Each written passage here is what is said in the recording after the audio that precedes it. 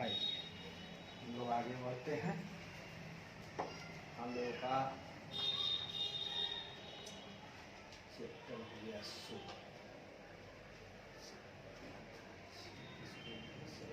किया जाता है, दोनों से बांधा जाता है, ज़्यादा सही होता है।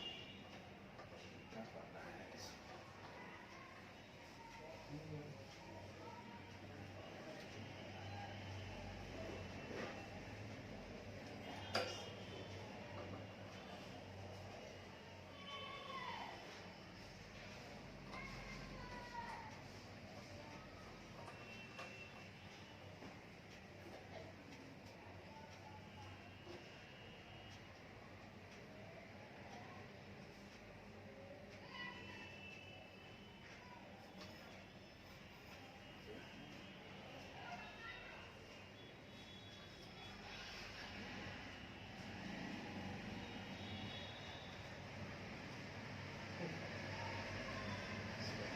ऐसे ही आता है तो ज़्यादा सही रहेगा। ठीक है, चलिए तो आइए मेरे बच्चों, आज हम लोग फिर शुरू करते हैं जो हमारा शेष चैप्टर था। चैप्टर का नाम था accounting for partnership form fundamentals. आइए आप बात करेंगे हम लोग लिमिटेड लायबिलिटी पार्टनरशिप के बारे में। चलिए थोड़ा सा हेडिंग दे दीजिए।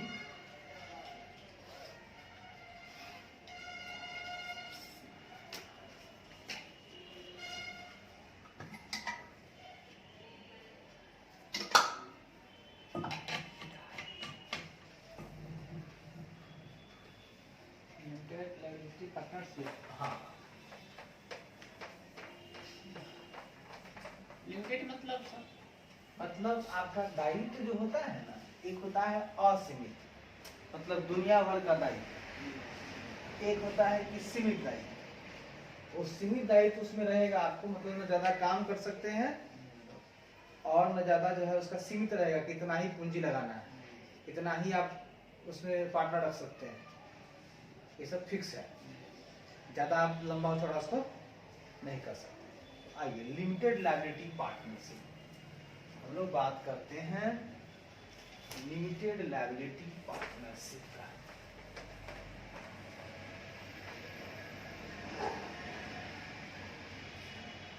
घड़ी तो ठीक है। लिमिटेड लायबिलिटी पार्टनरशिप लिखिए इसके बाद। इसको हिंदी में लिखना चाहते हैं सीमित दायित्व साझेदारी। सीमित दायित्व साझेदारी लिखिए। सीमित दायित्व साझेदारी की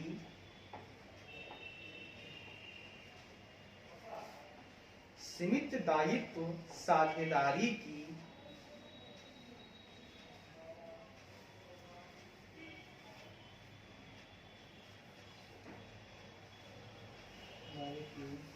अवधारणा, अवधारणा इसका अंग्रेजी होता है कंसेप्ट। अवधारणा का मतलब ब्रैकेट में लिख लीजिए concept, O N C E P T, concept. यानी कि सीमित दायित्व साझेदारी की अवधारणा या कंसेप्ट का जन्म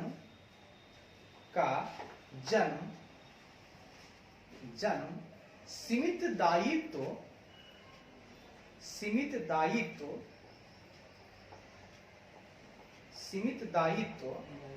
साझेदारी अधिनियम, सीमित दायित्व साझेदारी अधिनियम,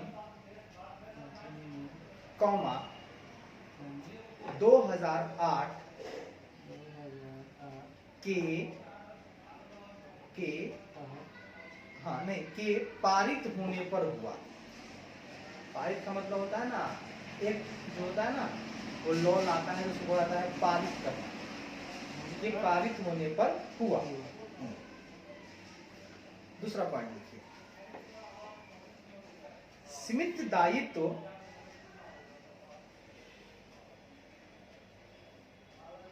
सीमित दायित्व साझेदारी की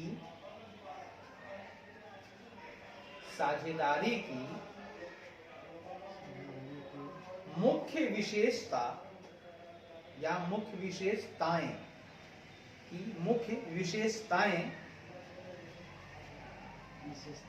निम्नलिखित हैं। विशेषताएं निम्नलिखित हैं। क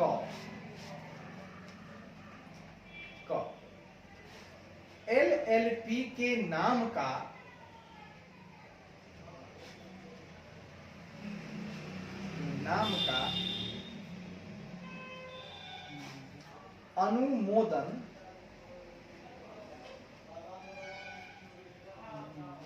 अनुमोदन का मतलब यहाँ पर होता है कि आपका जो LLP है, अगर LLP है तो कोई बताएगा तब ना मानेगा LLP है। तो LLP कौन कहेगा तो हम मान जाएंगे कि मेरा जो है पार्टनरशिप LLP है, तो वो रजिस्ट्रार बोलेगा हाँ साहब, आज से ये जो पार्टनरशिप फर्म जो है 2001 के अंतर्गत रजिस्टर्ड हुआ है और यह लिमिटेड लायबिलिटी पार्टनरशिप है। वो बोल दिया, हो गया। तो लिखिए, LLP के नाम का अनुमोदन कंपनी के रजिस्ट्रार द्वारा किया जाता है।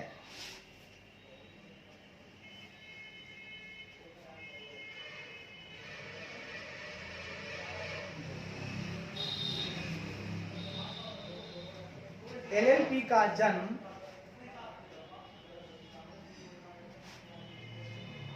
दूसरा पॉइंट है, LLP का जन्म साझेदारों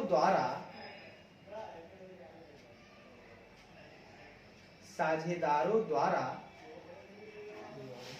किए जाने वाले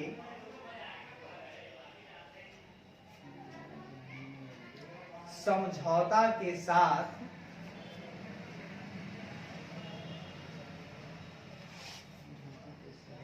होता है,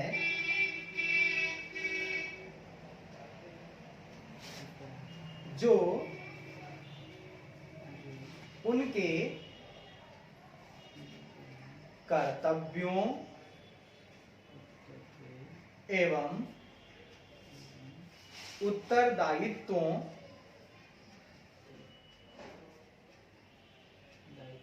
तथा लाभ हानि अनुपात को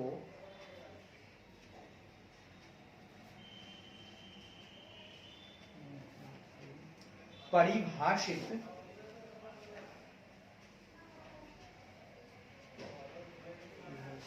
करता है। तीसरा पॉइंट, एग्रीमेंट पेपर।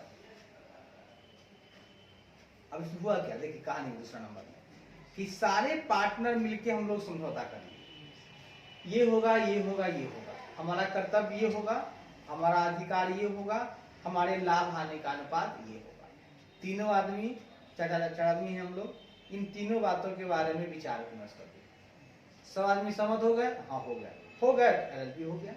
तो उनके समझौते के हिसाब से ही उसका डिफिनेशन होगा कि भाई जो कर्तव्य है इनका ये है, अधिकार इनका ये है, रेशियो इक्वल है, चाहे 2:3:1 है या जो भी है, वो आपसी समझौते के हिसाब से होगा।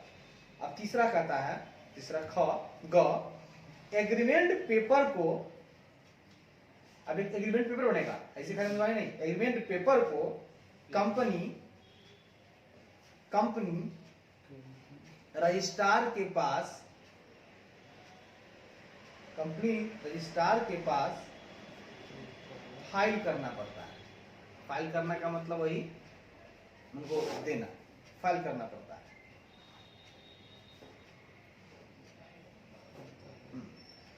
अब आइए घ।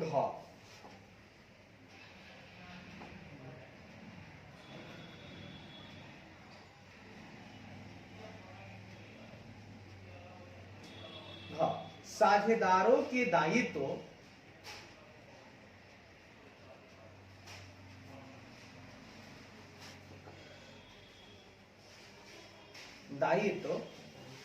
उनकी पूंजी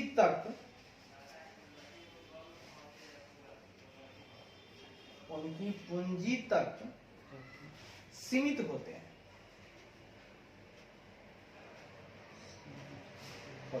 इसका मतलब मान लीजिए कि हम 50,000 का पूंजी लगाए हैं, तो भाई हम 50,000 ही आपको पूरा करेंगे।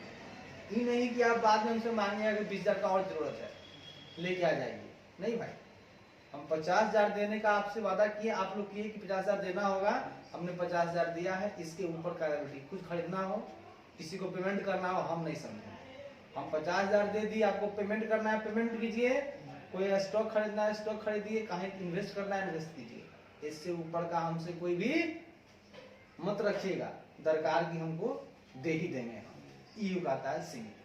और सीमित में होता है कि जरूरत के हिसाब से आप ला भी सकते हैं, ले भी जा सकते हैं। जैसे कि पिछले क्वेश्चन में बना रहते हैं कि हम डिसीजन लिए बाद में कि हमको इतना करना है। अब इसमें हो रहा है क्या कि जिसका कैपिटल मान लीजिए कि बाद में ज्यादा किया जा रहा है और उसका शो हो रहा है कि कम में है, तो कैश लेकर आएगा। अगर किसी का है ऐसा है ज्यादा है, उसका है और उसका जो बनाया गया अभी लिमिट कम हो गया, लेके चला जाएगा। इस तरह का इसमें नहीं देखने को मिलेगा। अब आइए लिखिए च।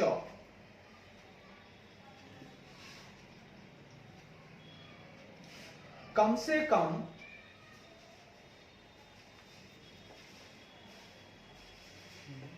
दो व्यक्ति को डेजिग्नेटेड पर्सन DESIGNATED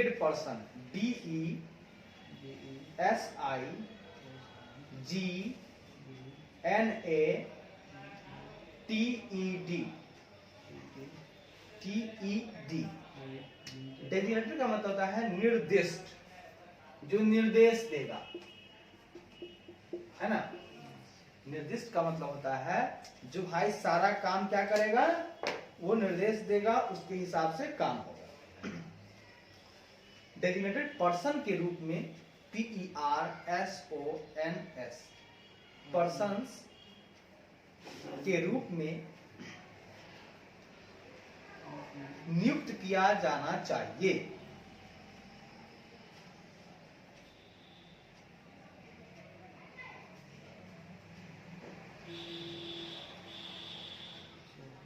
जिनमें से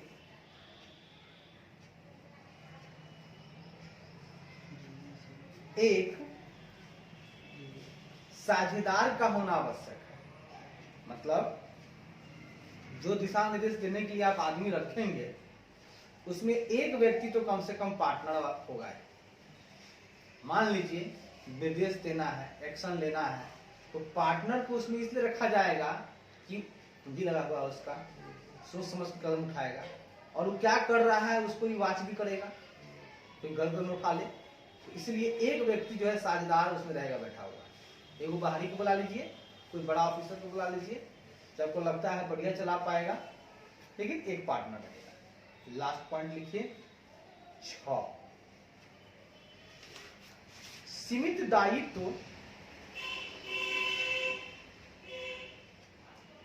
दायित्व एक नंबर क्वेश्चन आ सकता है। सीमित दायित्व साझेदारी को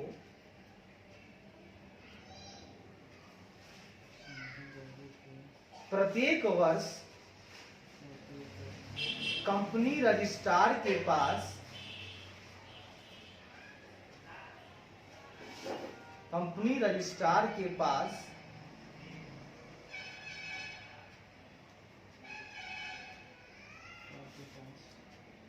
शोधन क्षमता प्रमाण पत्र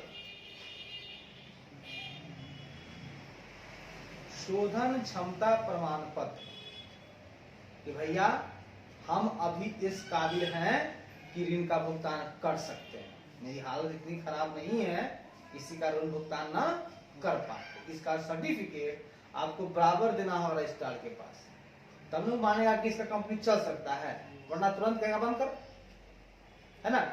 तो लिखिए सीमित दायित्व साझेदारी को प्रत्येक वर्ष कंपनी रजिस्ट्रार के पास शोधन क्षमता प्रमाण पत्र, ब्रैकेट में लिखिएगा सॉल्वेंसी सर्टिफिकेट, SOLVENCY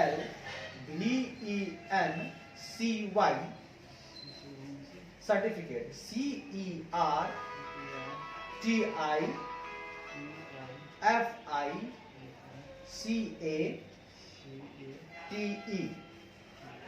हाँ ब्रैकेट बंद, सॉल्वेंसी सर्टिफिकेट अवश्य ही फाइल करना है।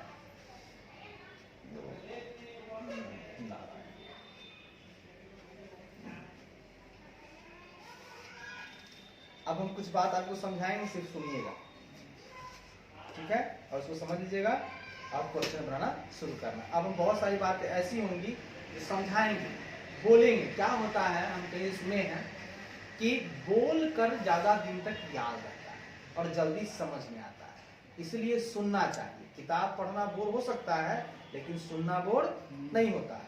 किताब पढ़ने में भाग लगता है इंसान को, हमको भी खुद का, लेकिन अगर कोई आदमी बोले, कोई इंसान, सपोज दैट आपके पिताजी, आपका भाई, उसको बोल दीजिए भैया थोड़ा समझा दीजिए, बोल खाली पढ़ दीजिए, बोल को पढ़ भी देगा अगला, तो आपको जरा समझ में आएगा, पर अब बोल भी नहीं लगेगा।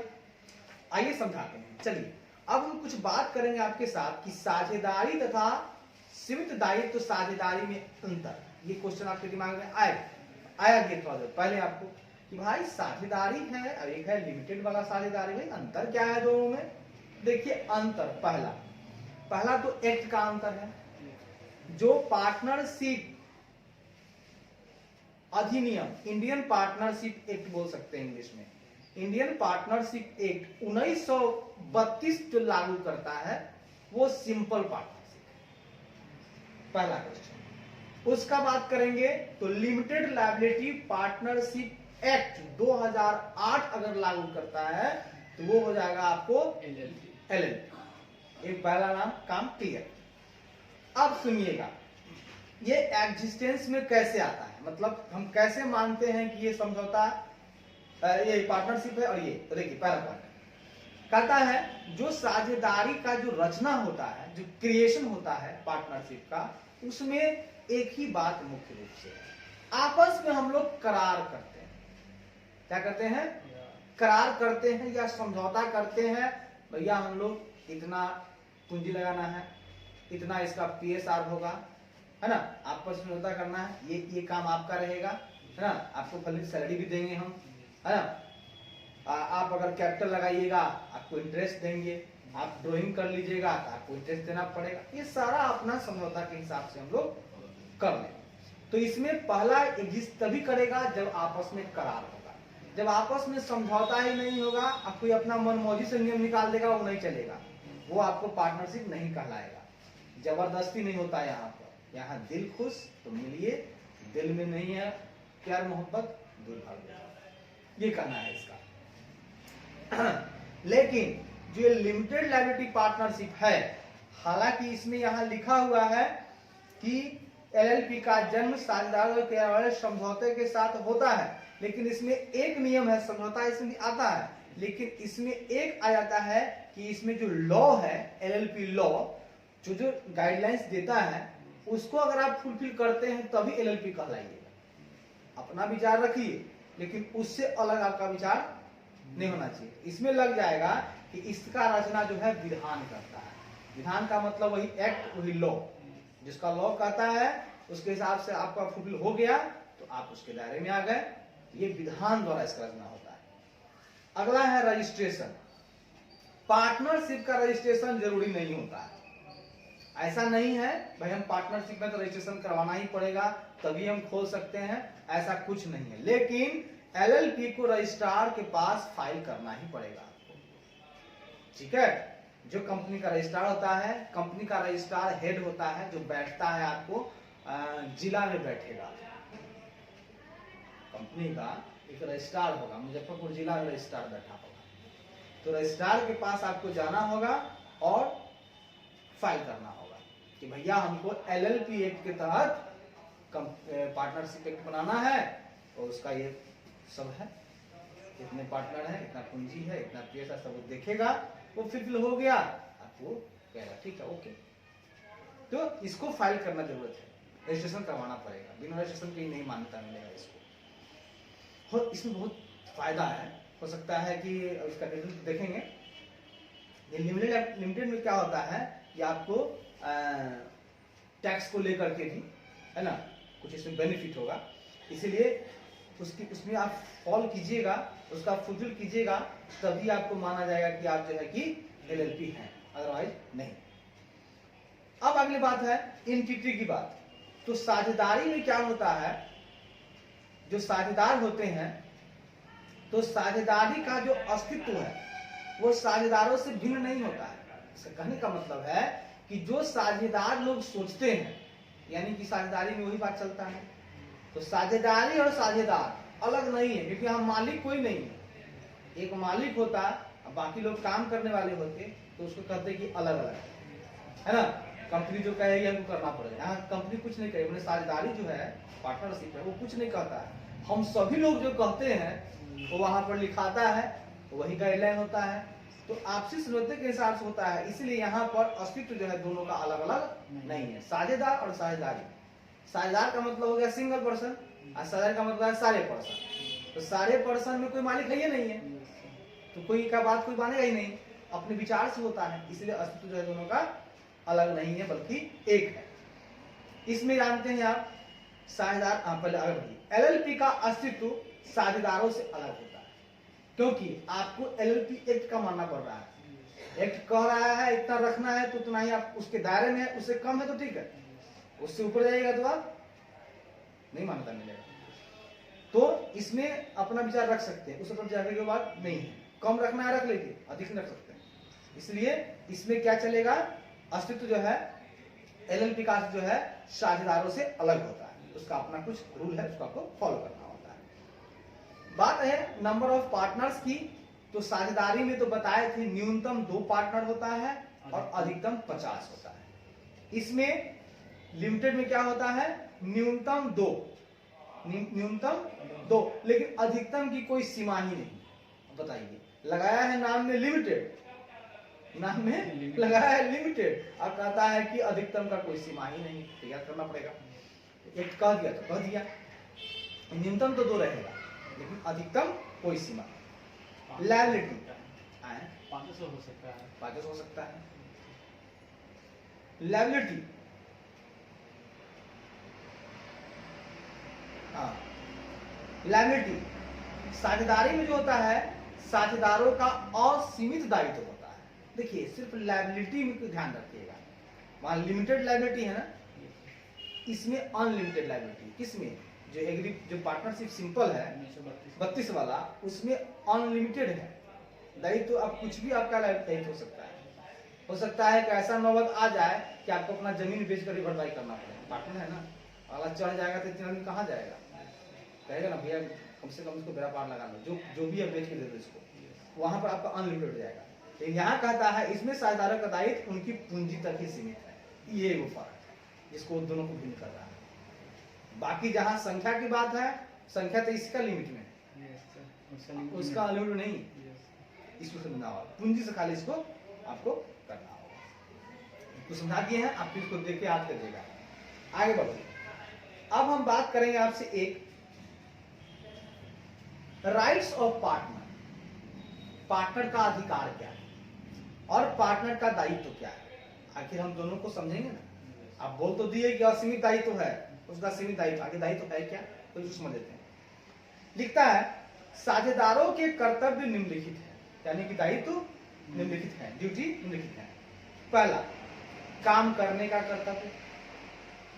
इसमें काम करने का कर्तव्य क्या है, असीमित है, इसमें काम करने का सीमित है। हानियों में हिस्सा लेने का कर्तव्य, अपने अधिकार क्षेत्र में कार्य करने का कर्तव्य, जहां आपका राइट है वहीं काम कीजिए, जो विभाग आपको मिला है वही विभाग संभालिए। अपने हित का हस्तांतरण न करने का कर्तव्य, मतलब आपका जो हित है जो आपका प्रॉफिट है ना, आपका जो अच्छाई है, उसको आप किसी और को नहीं ट्रांसफर कर सकते। ठीक है, अब आज हम नहीं काम करेंगे, मेरा भाई को रख लीजिए बगल में, नहीं नहीं, आप अपना हस्तांतरण नहीं कर सकते। आप हैं तो पार्टनरशिप है, आप खत्म, आपको हटा देगा। तो आपके अगली पीढ़ी को हमको जरूरत रहेगा तब हम रखेंगे, क्योंकि सुंदरता के हिसाब से मेरे काम का आदमी नहीं रहेगा, क्यों रखेंगे? ये तो नौकरी नहीं है सरकारी, पिताजी नहीं है तो बेटा को हो जाएगा, यहाँ पर नहीं चलेगा। अपना हित का हस्तांतरण नहीं कर सकते हैं। साझेदारों को एक दूसरे के प्रति न्यायपूर्ण और वफादार होना होगा। एक दूसरे को समझिएगा, एक दूसरे का ख्याल रखिएगा, कहीं भी गलत करने की कोशिश नहीं कीजिएगा और एक दूसरे को धोखा नहीं दीजिएगा, वफादार रहिएगा। अगला पॉइंट, यदि साझेदारी की लापरवाही यदि साझेदार की लापरवाही या कपट के कारण फर्म को कोई क्षति पहुंची तो उसे ही उस क्षति की भरपाई करनी पड़ेगी। अगर आपकी मिस्टेक से गाड़ी टूट गया, आप गिरा दिए, ऐसा नहीं है कि हम तीनों पार्टनर मिलकर उसका भरपाई करें। आप गिराए, आप ही बनाइए, ये कहना है इसका। इसमें क्या करना है? उसका काम करना उसका कर्तव्य है, हानि होता है तो भी आप उसको ध्यान में रखिए। अपना अधिकार जो क्षेत्र है उसी में काम कीजिए। अपना हित किसी को आप ट्रांसफर नहीं कर सकते हैं, है ना। आपस में न्यायपूर्ण रहिए, वफादार रहिए और कोई भी लापरवाही आप करते हैं तो हानि होती है, उसकी भरपाई आपको स्वयं करनी है। अब आइए राइट्स की बात करते हैं, कुछ अधिकार की बात करते हैं। अधिकार में ये कहता है, अधिकार जहां तक बात है वहां कह रहा है कि पहला आपको लिखा हुआ है, सभी साझेदारों को निम्न अधिकार उपलब्ध हैं, चाहे उनका उल्लेख साझेदारी संलेख में हो या न, डेट में लिखा हो नहीं, लेकिन आपको अधिकार मिल जाएगा। पहला, व्यवसाय में भाग लेने का अधिकार, मतलब जब आपका व्यापार चल रहा है आप भाग लीजिए उसमें। कोई अगर निर्णय लिया जा रहा है आप भी खड़े रहिए वहां पर, आप हटिए मत वहां से, यानी कि आपको कोई रोक नहीं सकता है बातचीत के बीच में जाने से। दूसरा, सभी मामलों में अपनी राय रखने और सुने जाने का अधिकार। कोई मामला है तो अपना भी राय रखिए कि नहीं नहीं भैया हमको लगता है ये सही होना चाहिए, और अगर कोई कह रहा है कि नहीं नहीं नहीं आप तो कह रहे हैं ठीक है लेकिन हमको लगता है इसमें ये ठीक है, सुनिए। अगर आपको लगता है कि नहीं उसका बात सही है तो मान लीजिए। तीसरा, पुस्तकों को देखने का अधिकार। पुस्तक का मतलब होता है बुक्स ऑफ अकाउंट, जो अकाउंटिंग होता है, लेन देन होता है, उस लेन देन को भी जरा सा आप देख सकते हैं, कोई आपको रोकेगा नहीं। लाभ में हिस्सा प्राप्त करने का अधिकार, ये तो मूल अधिकार है। भुगतान करने पर उसकी क्षतिपूर्ति प्राप्त करने का अधिकार, मतलब अगर किसी चीज के लिए इसको भुगतान करना पड़ा अचानक, तो भुगतान किया है तो हमको क्षतिपूर्ति तो चाहिए, क्योंकि पार्टनर हम सभी हैं और हमसे आप लिए हैं। हम किसी को पेमेंट कर दिए, किसी लेनदार को, किसी क्रेडिटर को पेमेंट कर दिए, क्या हम कुछ खरीद कर लिया, तो आपका दायित्व है कि आप तीनों मिलकर हमको दे दीजिए पैसा। जो भी एक्स्ट्रा खर्चा होगा उसके बारे में कह रहे हैं। अवकाश ग्रहण करने का अधिकार, हमको छुट्टी चाहिए। ऐसा नहीं है, एक बंदा है अभी न्यूज में सुने थे, उसके साले का शादी था, बेचारा छुट्टी मांगा, रेलवे का 4th ग्रेड का था वो एम्प्लॉय, उसको छुट्टी नहीं मिला। बेचारा इतना हतोत्साहित हुआ कि वो जिस पटरी पर काम करता था ना उसी पर लेट गया और गाड़ी आ गई, गाड़ी पर उसका पूरा शरीर जो कट गया, नहीं चिपटा हो गया होगा। बल्कि उसके बाद भी जब लोग पहुंचा तो 2-4 मिनट तक सारा बात एकदम बिना रोए धोए एकदम बोल रहा था, उनको छुट्टी नहीं दिया गया इसलिए लेट गए। इसलिए छुट्टी देना बहुत जरूरी है। ये नहीं है कि भाई पार्टनरशिप है तो 1 मिनट की छुट्टी ना हो, जब तक बिगाड़ जाता फलना चिल्ला हो तो मतलब हम कैसे काम कर पाते, अपना काम हो तो वो संभाला, ऐसा नहीं। अरे कोई मित्र है, पार्टनर है आपका, जाना चाहता है, कुछ जरूरत आ गया है, आप बदले में नहीं कर सकते हैं। क्या पार्टनरशिप क्या चीज का है ना, तो ख्याल रखना है। अगर छुट्टी चाहता है दीजिए उसको। संस्था से न निकाले जाने का अधिकार, हाँ भैया हमको संस्था से निकाल नहीं दीजिएगा, ऐसा नहीं है पूंजी फंसा दिए और बाद में कहिएगा तीन मिलकर इसको निकाल दो इसमें से, ऐसा नहीं होने देना है। आप आपको अधिकार है, कुछ ऐसा करता है तो आप चले जाइए रजिस्ट्रार के पास, उसके ऊपर है ना, आप जा सकते हैं, फिर कानूनी कार्रवाई चले जाइए, रजिस्ट्रार को बता दीजिए, फिर उसके बाद चले जाइए आप अपना जो है हम लोग का इंडियन पेनल एक्ट उसमें घुस जाएगी। मतलब आपको अधिकार है, नहीं हटा सकता है कोई। हाँ, कोई हमें कमी है उसको आपस में विचार करके तो हटाइए हमको, लेकिन कमी नहीं है तो बेवजह आप नहीं हटा सकते हैं। अगला, यदि किसी साझेदार ने फर्म को ऋण दिया है, साझेदार ने फर्म को ऋण दिया है, ठीक है, हाँ, तो उसे 6% प्रतिवर्ष की दर से ब्याज पाने का अधिकार, एक नंबर में ध्यान दीजिएगा, ये अंदर छुपा हुआ था, देखिए मुझे निकल गया बाहर, इंपोर्टेंट बात आ गई। अगर हम पार्टनर हैं, आज पार्टनरशिप में हम कुछ पैसा लगाए हैं, भैया हमारा ब्याज दे दीजिए, कम न लगो 6%, हमारा पार्टनरशिप डीड बोलता है 6%, तो उससे अधिक देना है दे दीजिए, कम न लेगो, ये हुआ। अब बात करेंगे हम लोग कि साझेदारी संलेख क्या होता है, और साझेदारी संलेख बोलिए तब, या पार्टनरशिप डीड बोलिए तब, या एग्रीमेंट बोलिए तब, या करार बोलिए तब, बात वही। संलेख और विलेख किसको कहते हैं?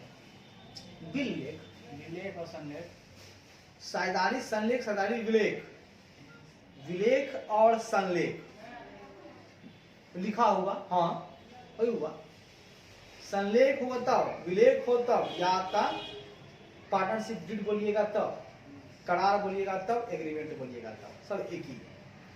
इसमें होता क्या है, तो देखिए, साझेदारों के पारस्परिक अधिकार, कर्तव्य व दायित्व को निश्चित करने के लिए उनके बीच एक लिखित अनुबंध या संविदा तैयार किया जाता है कि भैया हम लोग साझेदार हैं, हम लोग का आपस में ये अधिकार होना चाहिए, आपसी में ये कर्तव्य होना चाहिए, और ये हमारा दायित्व होना चाहिए, यानी कि अधिकार, कर्तव्य, दायित्व निश्चित ये हो जाएगा, फलना फलना ये करेगा, उसके लिए एक लिखित होना चाहिए एग्रीमेंट।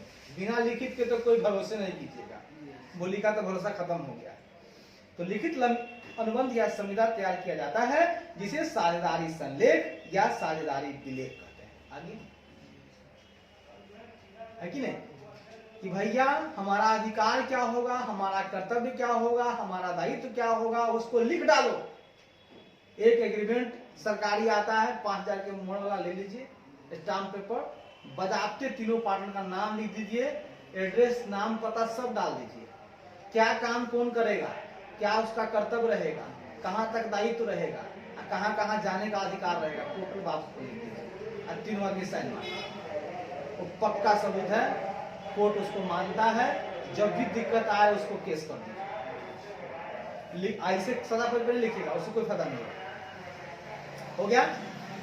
साझेदारी संलेख की परिभाषा इस प्रकार दी जा सकती है, साझेदारी संलेख एक लिखित, पंजीकृत या अपंजीकृत समझौता प्रलेख है। प्रलेख का मतलब लिखा हुआ, प्रलेख है जिसमें साझेदारों के पारस्परिक अधिकार, कर्तव्य, दायित्व, व्यवसाय के उद्देश्य, साझेदारों की पूंजी आदि का उल्लेख रहता है।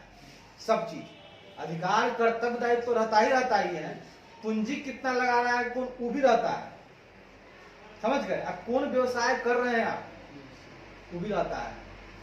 शराबी है या चोर वाला है, वो काम नहीं होगा, गलत हो जाएगा। एग्रीमेंट तो लिखिएगा कि हाँ हम चोरी करने वाला काम कसमता कर रहे हैं, तब उसमें लिखा जाएगा व्यवसाय का उद्देश्य क्या है, सही होना चाहिए, गलत नहीं। इसे साझेदारी का अंतर नियम भी कहा जाता है। देखिए दो चीज में होता है, पार्टनरशिप में, डीड में, एक होता है आर्टिकल ऑफ पार्टनरशिप, एक होता है मेमोरेंडम ऑफ पार्टनरशिप। दोनों में अंतर क्या है, देखिए आर्टिकल ऑफ मेंबरशिप में 3 बात रहता है, मेन वही, अधिकार, दायित्व, कर्तव्य। इसको बोलते हैं हम लोग आर्टिकल ऑफ पार्टनरशिप या पार्टनरशिप। ये अंतर नियम, मतलब अंदर का नियम। बाहरी नियम को बोला जाएगा मेमोरेंडम ऑफ एसोसिएशन। उसमें क्या होगा वो भी आपको हम आगे बताएंगे। तो इसमें क्या क्या होंगे आपको, व्यवसाय, का उद्देश्य बता दीजिएगा। अब पूंजी 2 आइटम ही हो गया, और 3 आइटम हो गया, यानी पूरा 5 आइटम है। हाँ, एगो ये हो गया आपको व्यवसाय का उद्देश्य, 5 आइटम हो गया इसके आर्टिकल में। ठीक है, अब आगे बढ़ते हैं। साझेदारी संलेख स्पष्ट होना चाहिए ताकि बाद में कोई विवाद न उत्पन्न हो। हल्का फुल्का मत ले दीजिए, हल्का सा घसेट दिए, इसका मीनिंग बाद में कुछ और निकाल दिए। हम साफ साफ क्या कहना चाहते हैं साहब, क्लियर रखिए। साझेदारी संलेख विधिवत मुद्रांकित होना चाहिए। वही मुद्रांकित का मतलब होता है वही मुद्रा वाला। मुद्रांकित नहीं है तो बेकार है।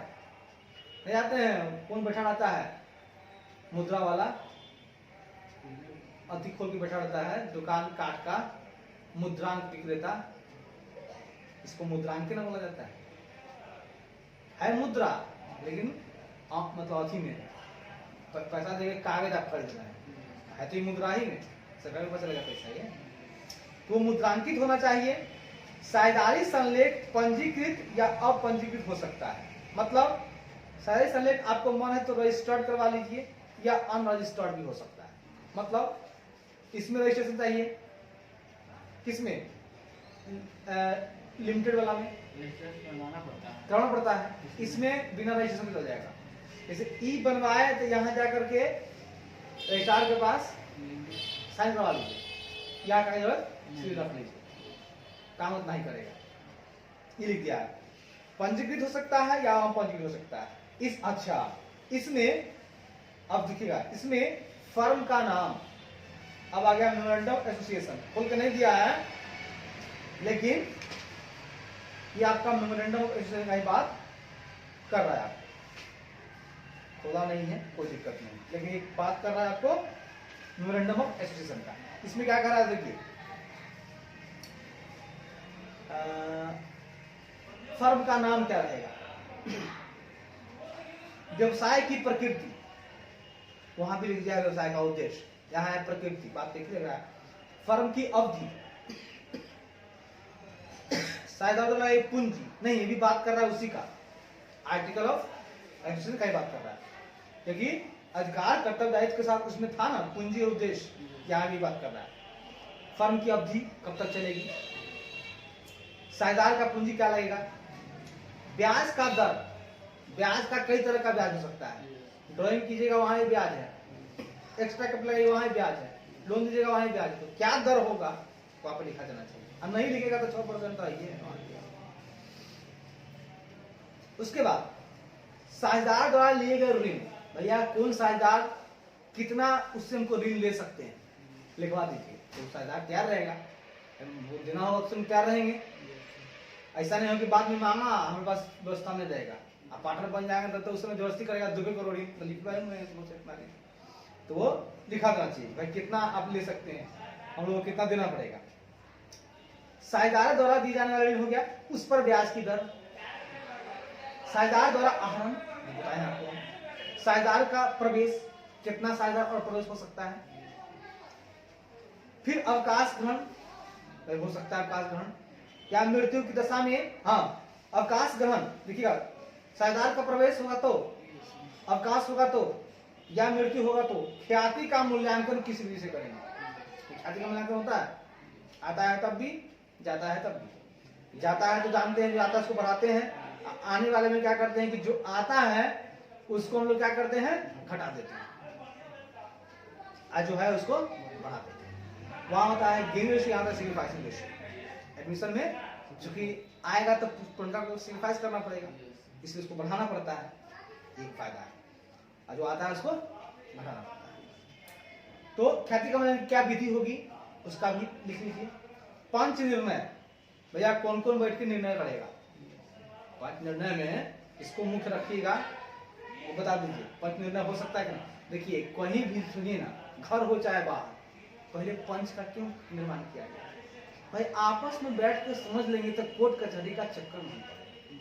तो आप अगर पार्टनरशिप करें तब चाहे घरेलू मुद्दा हो तब, दोनों जगह में पंच का बड़ा महत्व होता है। और हम लोग 5 आदमी हेड हैं, आपसे मिलकर कर ले कि हाँ भाई कहला जायद हम मर दे हो गई गलती इनका से, अब मिला कर दी तो हाँ हाँ करके हो गया ठीक, नहीं तो आवेश में आ जाइए चल जाइए कोर्ट पर, जाइएगा तो मुद्रा खर्चा होगा बस, और क्या होगा। निर्णय जल्दी होगा भी नहीं, चलता है एक बार केस चलता है तो लंबा की जाता है, ये बात। इसलिए पंच निर्णय, लाभ हानि के विभाजन का अनुपात, अच्छा साझेदार को मिलने वाला वेतन, कमीशन की राशि सब उल्लेख रहेगा इसमें। चल लिमिटेड में नहीं, पार्टनरशिप डीड में, एलएलपी का नहीं है, सिर्फ डीड का बता रहे हैं। सीधा डीड में क्या क्या होगा, ये सिंपल पार्टनरशिप का है, ठीक है, पार्टनरशिप डीड है, ये लिमिटेड लायबिलिटी पार्टनरशिप डीड नहीं है, क्योंकि जो पार्टनरशिप है उसी में तो भैया आपस में समझौता करते हैं, इसमें तो भैया जो विधान कहेगा उसी के अकॉर्डिंग चलना होगा, उससे ऊपर जा नहीं सकते हैं। अपना नियम क्या बनाए, कुछ भी बनाएंगे, उससे कम रखने का मन रख लीजिए, फिर नियम कहाँ होगा हमारा, मन का तो चला नहीं। मन है लेने का मर्सिडीज, अगला तो गार्जियन कह रहा है नहीं अल्टो ले लो, तो मन कहाँ चला, अल्टो से नीचे हम मोटरसाइकिल ले सकते हैं, तो मन तो नहीं चला। तो ये बात हो गया, ये सारा बात करें हम लोग पार्टनरशिप का। एलएलपी आपको उतना नहीं पढ़ना, इसलिए शॉर्ट में बता के छोड़ दिया है। आगे बढ़िए, साझेदारी अधिनियम के अनुसार साझेदारी संलेख का लिखित में होना अनिवार्य क्या है, नहीं अनिवार्य नहीं, कह रहा है कि साझेदारी अधिनियम के अनुसार, जो पार्टनरशिप का जो नियम है, एक्ट है, सॉरी अधिनियम है, एक्ट है, वो कहता है कि आप लिखित में नहीं भी कर सकते, लेकिन आप अपने फायदे के लिए सोचिए। अगला तो बोल रहा है कि ठीक है जरूरत नहीं है, लेकिन हम अपना भी दिमाग लगाएंगे ना, लिखित में जो बात है वो मौखिक बात है, परंतु गलत फहमी या गलत धारणा एवं विवादों से बचने के लिए साझेदारी संलेख का लिखित में होना आवश्यक, कोई विवाद नहीं हो, है ना, कोई टेंशन न उत्पन्न हो जाए बाद में, उसके लिखित होना ज्यादा जरूरी है। हम लोग लीची बेचते हैं, मुझवानी बोल देते हैं, अच्छा इतना दे दी, मुकर जाता है कभी कभी, वो बोलता है कि हो एक इहो तो हमारे से बेचने लगा, जबकि हमने सिर्फ यही बेचा था, वो बोला फिर नहीं बेचा था के, वो कहा कि नहीं नहीं आपका आप हमको बेचे थे वो भी उतना ही में, ऐसा विवाद हुआ है पिछला वाला कहानी कर रहे हैं। तो हम लोग इस नहीं, जो भी है या तो वीडियो मोबाइल चला दीजिए, तो जो बोलेगा रिकॉर्ड कीजिए, ये भी पक्का सबूत है, डिजिटल को मजाक नहीं लीजिएगा, डिजिटल सबूत भी एकदम परफेक्ट और पक्का है, आदमी का नहीं रहने पर भी ये महान आदमी काम करता है, क्योंकि उसका बोली कोई और नहीं बोल सकता है, तुरंत चली कर जाएगा। आपको कहेगा नहीं आप बना के मिला दिए तो तुम बोलो, दोनों का कैसे होता है डीएनए टेस्ट, हमें बेटा ना बेटा था एक तो बेटा ना, डीएनए कैसे करोगे, वैसे होता है, आवाज को बना देगा आपको। अब पूरा वो जो ऐसा है मशीन जो एग्जैक्ट मिला लेगा, हाँ इसी का आवाज है, वो भी सबूत पक्का है। कोई भी काम कीजिए या तो लिखवा लीजिए एग्रीमेंट पेपर पे, नहीं तो रिकॉर्ड कर लीजिए, बहुत बड़ा बात कर ले। अकेले में कुछ कीजिएगा, अकेले में कुछ लीजिएगा तो बात करेगा तू कहाँ देगा, ऐसा ऐसा आदमी हो गया हुआ है, भ्रष्ट जीव है ना, कलयुग से भी आगे निकल चुका है, यहाँ पर भ्रष्टता पार कर चुका है इंसान, इसको आप नहीं समझ सकते हैं। गिने चुने कुछ व्यक्ति हैं जो अपने आप को संभाल लेते हैं और संभाल के चल रहे, जो संसार चल रहा है। समझिए तो ये जो है ब्रह्मा कुमारी है, हम भी सुनते हैं नाम, वहां तो गए नहीं है, एक यही सी संस्था है जहां पर इंसान और आत्मा का जो है कि विवरण देते हैं और आत्मा को प्रभु से मिलाते हैं ये लोग, आत्मा को आत्मा से, और इसके कारण वहां का जो माहौल है ईश्वरीय माहौल बनकर रहता है। और हमको लगता है कि ऐसे ही गिने चुने लोग हैं जिनकी वजह से धरती आपकी चल रही है। नहीं, आप ही समझिए ना, बहुत गंदगी अगर एकाएक हो जाएगा, अब थोड़ा सा ऑक्सीजन आपको नहीं मिले तो मर नहीं जाएगी, वो ऑक्सीजन में काम करता है, वो संत आदमी है, संत मानव है, ऑक्सीजन में काम करता है, और इसीलिए इंसान जीवित है, अदरवाइज इंसान खत्म हो जाएगा। आइए तो ये सारी बात हम लोग पढ़ गए। हाँ, तो शॉर्टकट में आप इस चीज को लिख लीजिए कॉपी में कि साझेदारी संलेख में क्या क्या चीज रहेगा, एकदम लिखे हुए है ना, फिर से बोल देते हैं। फर्म का नाम, पता कहां पर है ये, और इनका मुख्य व्यवसाय क्या है, कपड़ा का कारखाना खोले हैं कि जूता का फैक्ट्री खोले हुए हैं, वो लिखा रहेगा। ये नहीं है कि इसके आड़ में दूसरा काम कर लीजिएगा, क्योंकि सबका टैक्स अलग अलग है, नाम इसका रख रहे हैं, बिक्री उसका कर रहे हैं, तो वो आपको नहीं करना है। नाम क्या है, पता क्या है, व्यवसाय क्या है, सभी साझेदार का नाम पता। तीसरा नंबर, कौन साझेदार कितना पूंजी लगा रहा है, उसका इन्वेस्टिंग जो मनी है वो। चौथा नंबर, जो साझेदार की पूंजी है तो हो ही गया, फिर लिख रहा है साझेदार की पूंजी। अच्छा, वो कह रहा है साझेदार द्वारा विनियोजित पूंजी। विनियोजित का मतलब होता है कि अगर जरूरत पड़ने पड़ गई है ना, मतलब टोटल मिला करके सबका मिलाकर कितना हुआ और अलग अलग कितना हुआ, ये भी लिख दीजिए। साझेदार की पूंजी, उसका ऋण कितना वो देगा, वो कितना आहरण कर सकता है वो, और उस पर कितना ब्याज लगेगा, चाहे वो ब्याज देना हो तब, चाहे वो लेगा तब, वो सारा रेट उस पर लिखा रहेगा। उसके बाद हाँ, लाभों का निपटारा। लाभ अगर होता है तो क्या रेशियो रहेगा, विशेष रूप से लाभांश का विभाजन बात हुआ।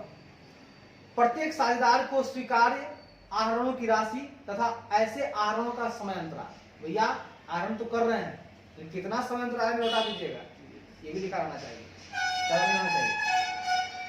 साझेदार को क्या कमीशन देना है, क्या वेतन देना है, वो भी उसका अधिकार, कर्तव्य, उसका दायित्व।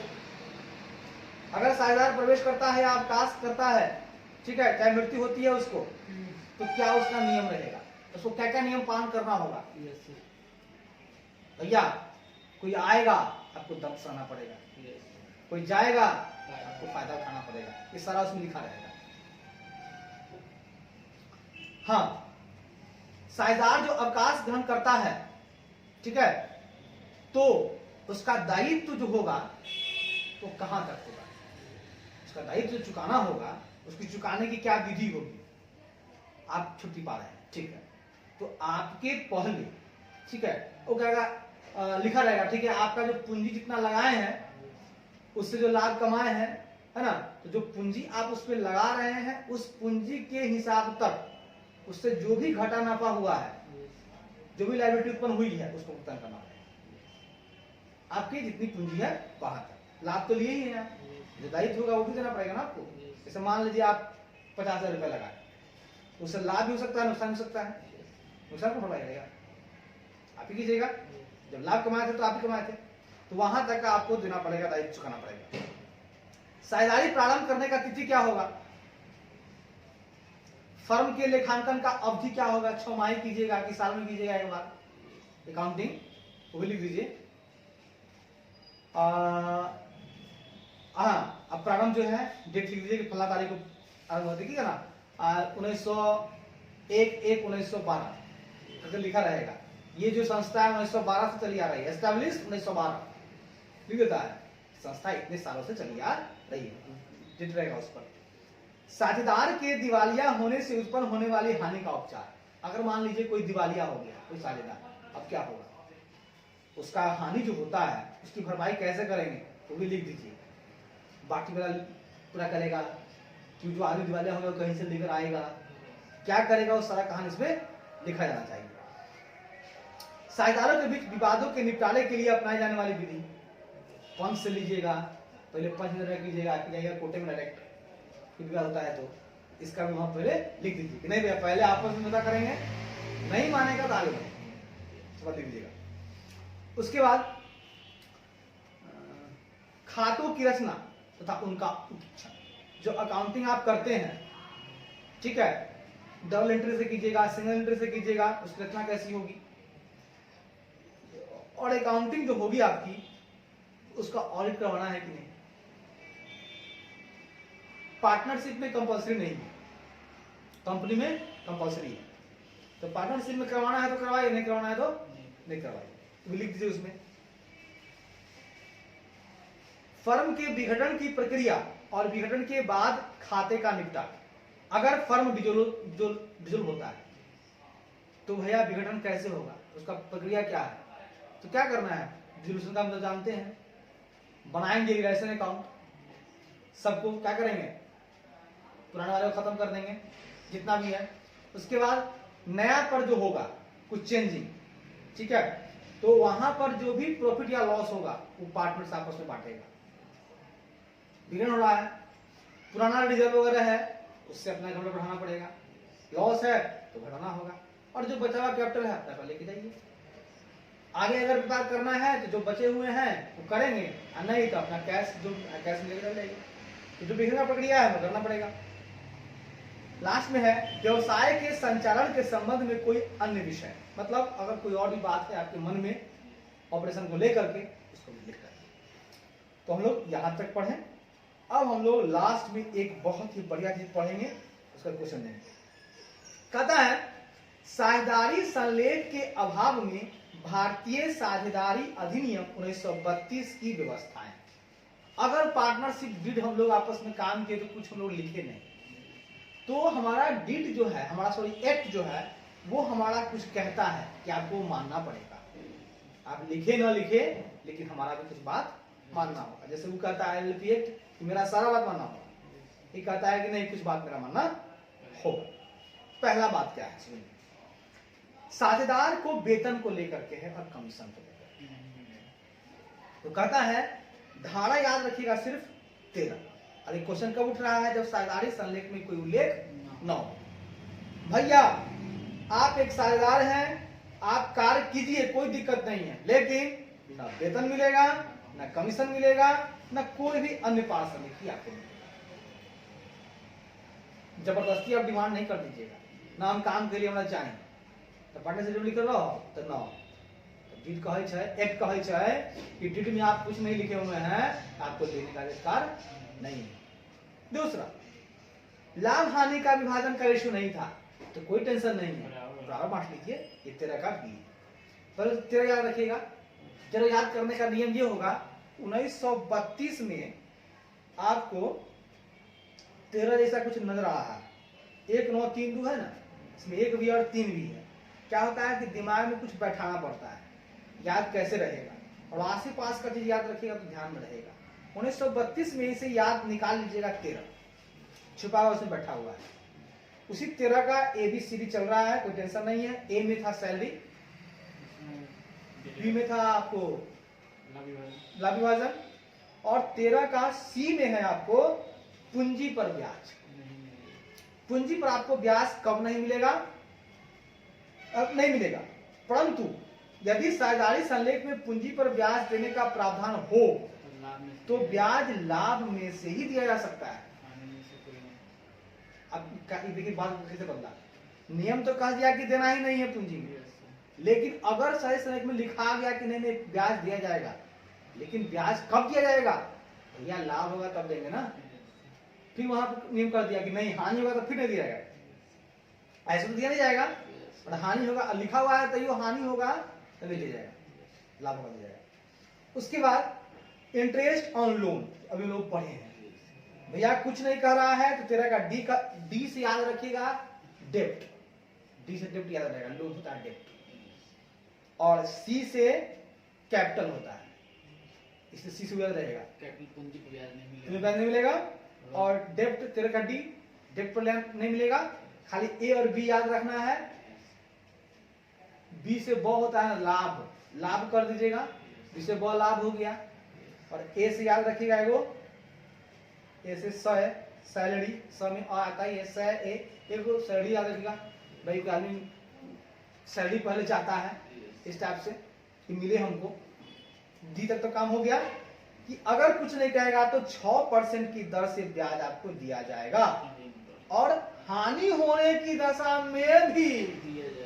अब इसमें अंतर यही है, वहां पर पूंजी पर ब्याज हानि होने की दशा में नहीं दिया जाएगा, यहाँ पर दिया जाएगा, लेकिन यहाँ पर आपको दिया जाएगा। और लास्ट में है आपका कुछ है ये नहीं है, सीधे है इंटरेस्ट ऑन डूइंग, तो साझेदार द्वारा किए गए आहरण पर ब्याज नहीं लगेगा। चलिए समझ में आ गया। अब हम लोग चलते हैं 13 का क्वेश्चन नंबर 13 का ए में। सुनने से क्या होता है, मन में एक श्रोता जो होता है ना, वो माहौल से भी उसको प्रेरणा मिलने लगता है, तो वो ना सुन सुन कर जैसे बच्चा पहले सुन कर बोलता है तब लिखता है, वर्गीय किसी भी बच्चा को पहले सीधा क लिखवा दीजिएगा उसको समझ में नहीं आएगा, तो पहले वो बोलना सीखता है इंसान। इसलिए बोलने वाला बात जो सुनता है आदमी तो वो ज्यादा रिकॉल करने लगता है। कमल कमल कमल, पापा पापा, तो जब लिखाता है पापा तो पता है पापा ऐसे लिखाता है कि पापा बोलने से आ चुका है, लिख नहीं पाएगा। तो पहले सुनिए तब लिखिए। लिखना है शौक से लिखना है, जिसको दिमाग में बैठ जाएगा। कहता है परीक्षा हॉल में तो हाथ चले लगते हैं। अरे बाबू ये दिमाग में तो ना हाथ चलते हो। हाँ एक पढ़ ले लिया होगा, परीक्षा में जब बस निकालो ही कलम वगैरह जैसे लिखना शुरू करो पूरा भर दो, नहीं ना भराएगा। उसे भराएगा जो गाना ना सुने हैं ना जल्दी याद होता है वो भरा जाएगा, अदरवाइज कोई बात नहीं भराएगा। ये आपको बार बार सुनना होगा, एक बार हमसे सुने फिर अपने से रिपीट कीजिए, इसको दोबारा रिपीट कीजिए। मन है तो कुछ पॉइंट उसको अपने से लिख डालिए, गलती फलती लिखिए। तेरा का ये बोले तो सैलरी सर, पूरा बात ना लिखिए। तेरा का ए बोलते सैलरी के बारे में भैया आगे लिख देते कि न मिलता 1.5 न मिलता। 20 साल बोले थे कि लाभ टाइप का लाभ था है भैया इक्वल देवो, खाली इक्वल लिख के छोड़ दीजिए। इससे क्या होगा ना, कॉन्फिडेंस बिल्डअप होगा। प्रैक्टिस करना पड़ता है, कुछ है नहीं ये संसार में ना, यादें करना पड़ता है। जब तक जीवन है आपका इस धरती पर, आपको हर एक चीज याद ही करना पड़ता है। याद कीजिएगा समझ आ जाएगा। लोग समझो छिए यहाँ पर तू कभी समझ यार। आइए अब क्वेश्चन हम लोग आगे बढ़ते हैं। इलस्ट्रेशन नंबर 1 का ए क्या कहता है उस पर जरा सा हम लोग फोकस करते हैं। कहता है मोहन और श्याम एक फर्म में साझेदार है। निम्नलिखित मामलों में साझेदारों के दावों की सत्यता बताएं। साझेदार दावा कर रहा है, आप बताइए कि वो सत्य दावा कर रहा है गलत। ठीक है, यदि साझेदारी संलेख में कोई प्रावधान नहीं है, देखिए यहीं से उठ के आ गया क्वेश्चन। अगर प्रावधान नहीं है और दावा कर रहा है तो आपको क्या करना चाहते हैं? वो दावा सत्य कर रहा है असत्य कर रहा है, तो नियम पता रहेगा, तब नियम क्या करना पड़ेगा। याद हो चुका है, आगे बढ़िए। पहला कहता है मोहन एक सक्रिय साझेदार है, मतलब सारा काम करता है, स्वयं रहता है।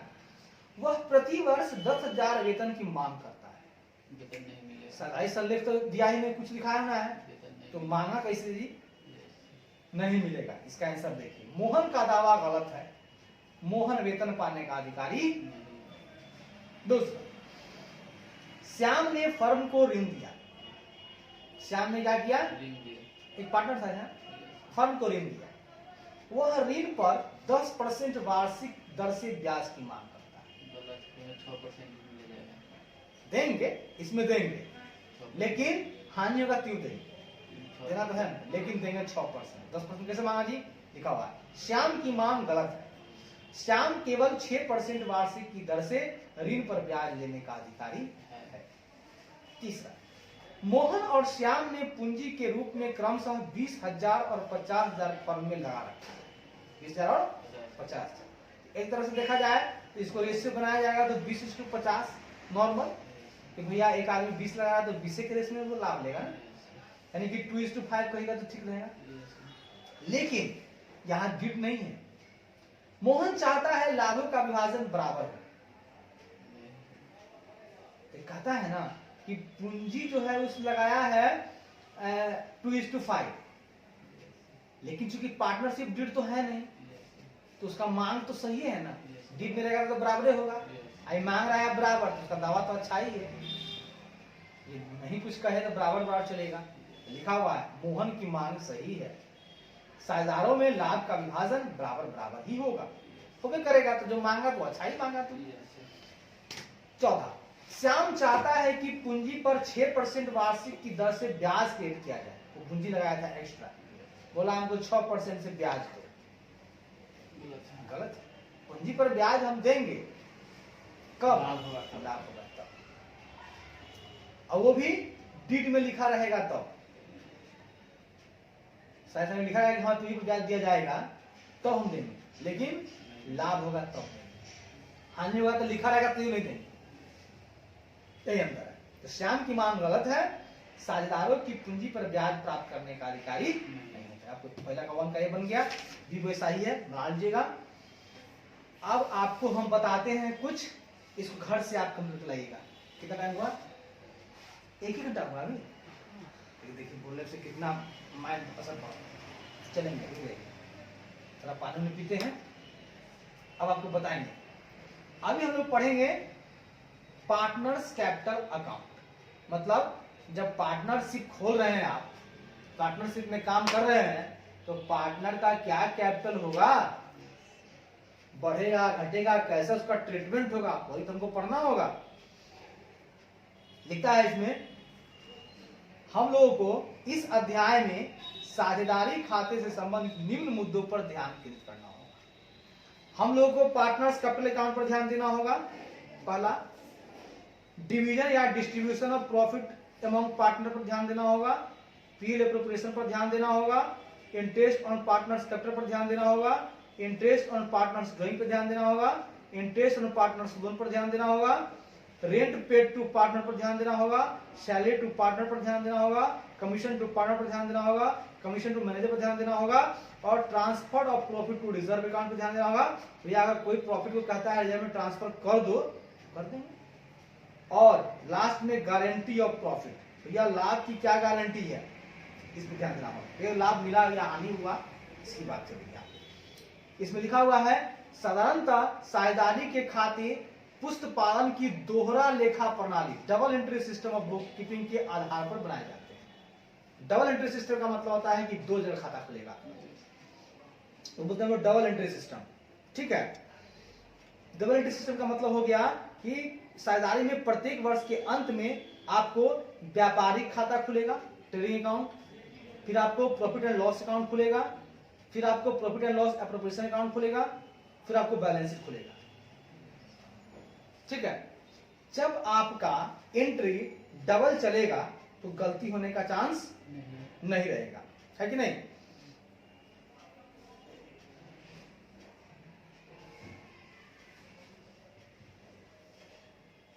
चलिए अब हम लोग आते हैं थोड़ा फ्रेश होकर के, तो हम लोग पढ़ेंगे आज पार्टनर्स कैपिटल अकाउंट। हम लोग क्या पढ़ेंगे आज, capital account. Partners capital account. इसका मतलब कि कैपिटल अकाउंट जो हम लोग खोलेंगे उसको खोलने का क्या विधि है, उसका चर्चा हम लोग करेंगे। बंद कर दो। रोक